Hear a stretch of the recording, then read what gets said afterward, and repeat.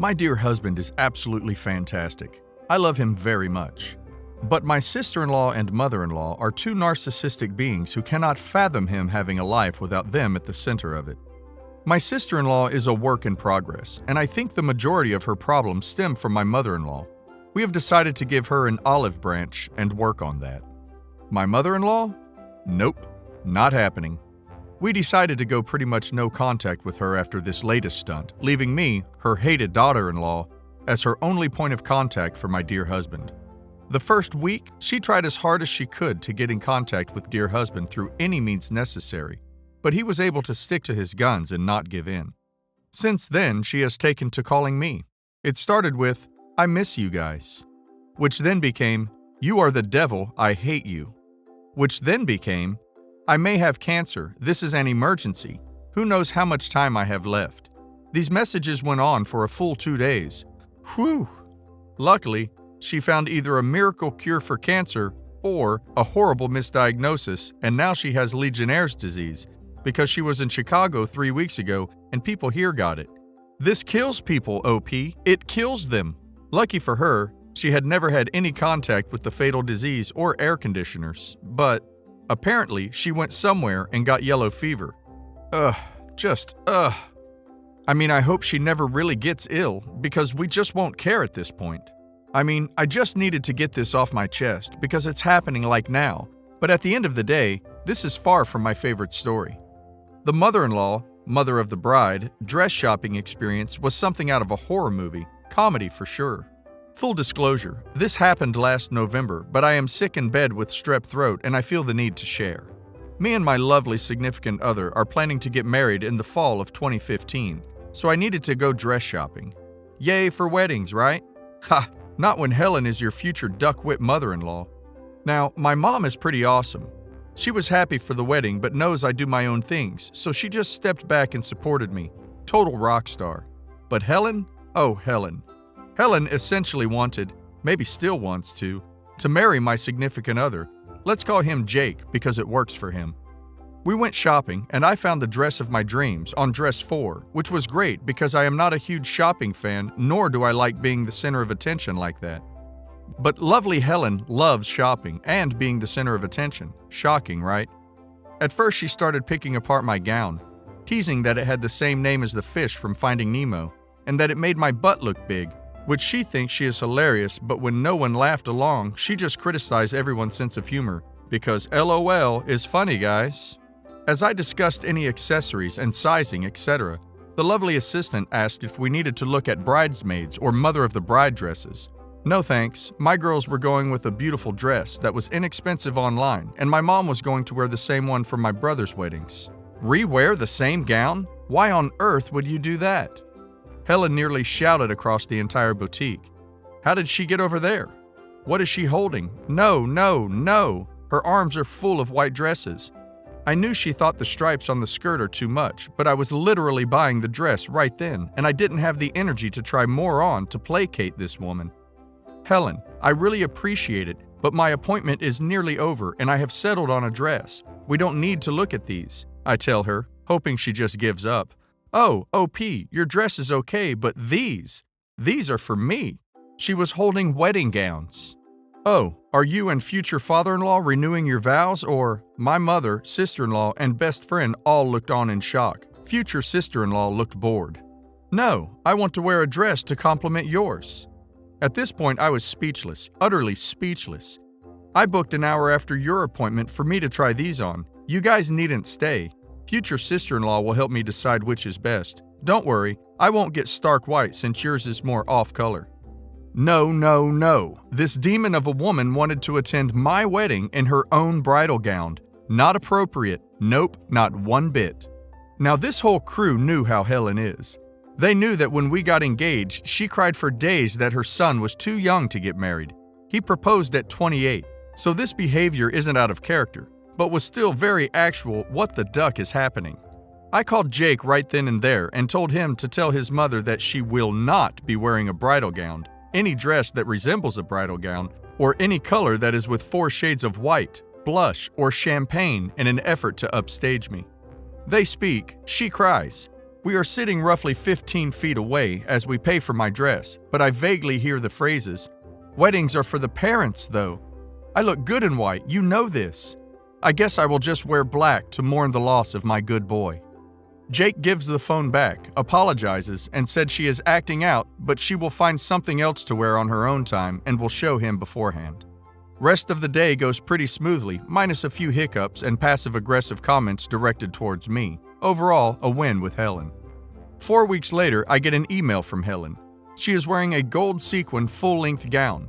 This is her mother of the groom dress. She's essentially a gold disco ball. We eloped in July. I got to wear my Finding Nemo dress and didn't get blinded by a disco ball.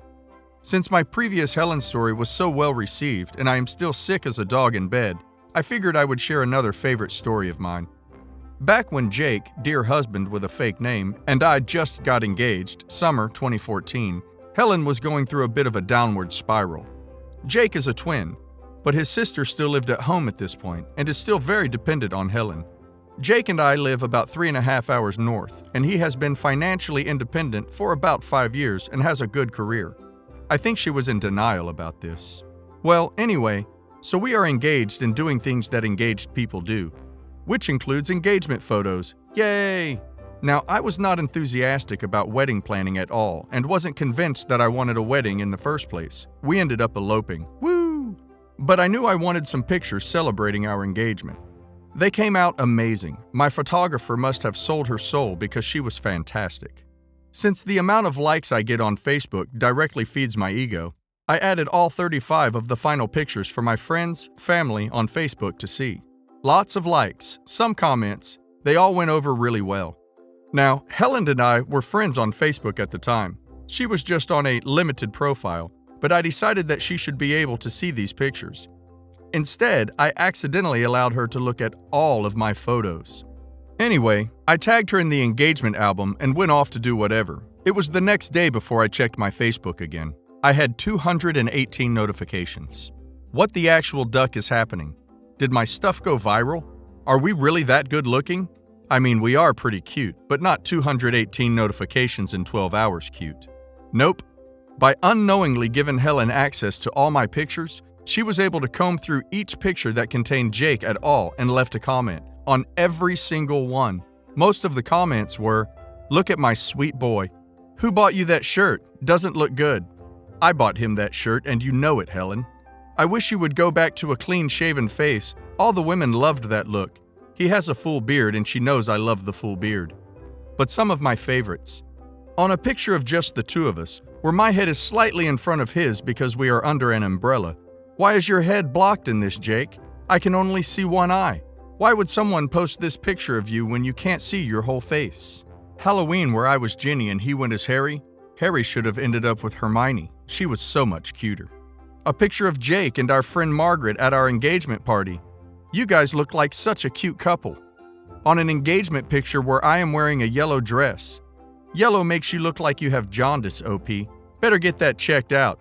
But baby, you look so handsome. Too bad that yellow washed you out. We both look great in yellow, Helen. Go choke on a banana. Back again for another history lesson of Helen. This is the date that I truly believe she decided to hate me and attempt to sabotage my relationship with Jake as much as possible. I will refer to this day as H-Day. A little background on Jake and I is necessary for this story. Jake and I met from an adult hookup site. He was in dental school and I was in grad school. We both wanted to get some, but didn't want to waste time on finding someone who favored the same sexual proclivities as we both did, and shared. And boom, we ducked and fell in love. Of course, we couldn't tell Helen this. Can you imagine? Just thinking about it now makes me want to tell her just to see how she reacts. Anyway, back on track. We had been together for roughly 8 months, and I had yet to meet Helen. Now, Jake had told me that she was prickly and a little bit of an over-exaggerator, which turns out was an extreme under-assessment, so I thought I was prepared. Stick to our story of meeting on Match.com, dress conservatively, try not to swear like I am in a frat house, and, most importantly, according to Google results, compliment her cooking. This was the plan. We make the drive down to Helen's, and I am excited. A whole weekend with his parents. What a great thing! I walk in the door and the first thing Helen says to me is, "It's November. Does she know it's November? Why is she wearing a skirt?" Yes, this was the first thing she ever said to me. Well, really it was about me and directed towards Jake, but still. Great to meet you too, Helen. Saturday was full of snide snips towards me, but nothing I couldn't handle or can really recall. So let's fast forward to dinner, the true test of everything. Helen makes some kind of tuna casserole. It is just gross. I barely touch my plate because I just can't eat tuna and whatever else is in there. Obviously, she notices, because of course she does and is visibly unhappy about it. The entire meal is so awkward. As we finish, she starts asking about our relationship. Where did I grow up? What do you do for work? Etc. Typical questions a mom would ask of her son's girlfriend. But then, Helen, how long have you two been together? Jake, Mom, it's been about 8 months. The mom was said in a total warning tone. He must have known what was coming. Helen, this is the same girl? The girl from that awful dating website? Jake, Mom? Helen, I just thought this was someone new. But I guess it all makes sense now. Silence. No one adds anything because I guess they all know it's best not to say anything. Thanks for the heads up, idiots. Me. What makes sense? Helen. Why he took so long to bring you to meet us. I mean, if he thought you were marriage material, surely he would have brought you sooner, because he really would have wanted my early approval. But if he's just having a bit of fun, I guess he wouldn't rush. And then goes back to eating her meal, as though she didn't just verbally slap me and embarrass me. I was pissed. I wanted to go home, as she had not said one nice thing to me all day, and then pretty much told me I wasn't good enough to be with him. Jake refused to go. He didn't want to upset her further, but assured me we could go first thing in the morning. As we were getting ready for bed, she realized we intended to sleep together. When Jake informed her that we already lived together, so this isn't a big deal and to just let it go, all Helen heard was, "We already lived together, Mom." The above is paraphrased based on our memories, but is pretty similar. But this is 100% exactly what she said. Helen, wait, why do you live together? Is she homeless? Is she using you? Why would you live with this? She doesn't even like tuna. How could you live with her? We ended up driving home that night because I was so upset. But you know where we slept, Helen? Together. And we still don't have tuna in the house, Helen. Oh, Helen. In honor of my cake day, I will share with you the day that she finally gave me a piece of her mind. This was 2 years ago in the fall. Jake and I both went to Big Ten universities, and on this fateful fall afternoon, they both happened to be playing each other at my alma mater. We thought it would be a great time for our families to spend quality time together. We invited everyone, put on our long johns, and let the cases of Bud Light chill in the bathtub with some ice. Seems great, right? Helen and father-in-law, let's call him Frank, arrived late, to the point where we were embarrassingly late for our tailgate meeting my family and friends from college. But alas, Helen was a bit of a myth at this point. They would wait for as long as possible, well, probably a few hours, but go with it, to see if she was real. And oh boy, was she that day. We get there and she is decked out in Southern Illinois gear, which great, support your school, except neither of these schools are Southern Illinois University. It was beyond strange, but you do you, Helen. It was rough at first. Baked beans? Too slimy. Helen doesn't eat those. Pudding shots. Pudding is an awful texture according to Helen. Bratwursts. Those are phallic looking. She would never dream of eating those. Which she said, then glared at me as I essentially deep-throated an amazing beer brat with kraut. Yum. But Helen can pound beers like she is a 21-year-old frat boy during Greek week. Whew, was it impressive. I was like, hey, she can hang. Maybe drunk Helen is fun Helen. So she gets wasted. We go to the game and proceed to have fun. The plan afterward is to go to our friend's house nearby to continue the drinking and eating of phallic sausages. And Helen continues her quest to replace all of her blood with light beer. In doing so, she avoids me the entire time and is extremely well behaved, to the point where my friends were like, "What the actual duck, OP? You said there would be entertainment."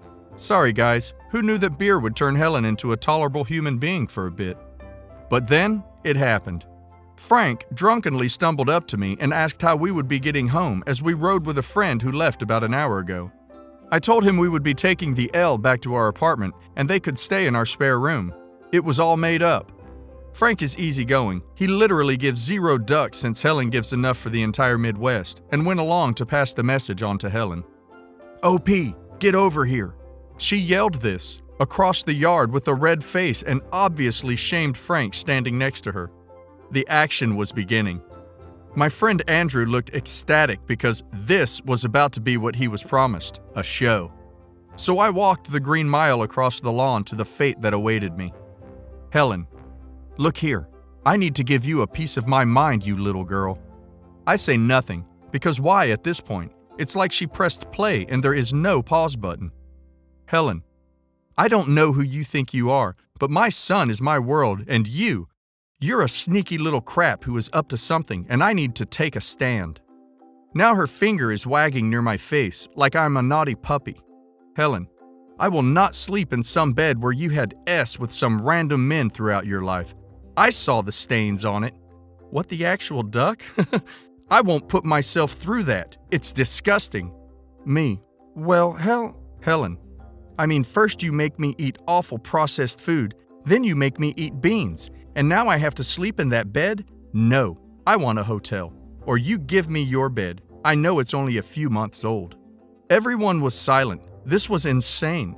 She was spitting everywhere, as red as her Saluki sweatshirt, all over a mattress. I had no response. I knew if I told her the truth, the world will burn to the ground. So I said, okay, Helen, you can sleep in our bed. Which mollified her, and she spent the night in our bed without complaint. But you know what, Helen? That bed you didn't want to sleep in?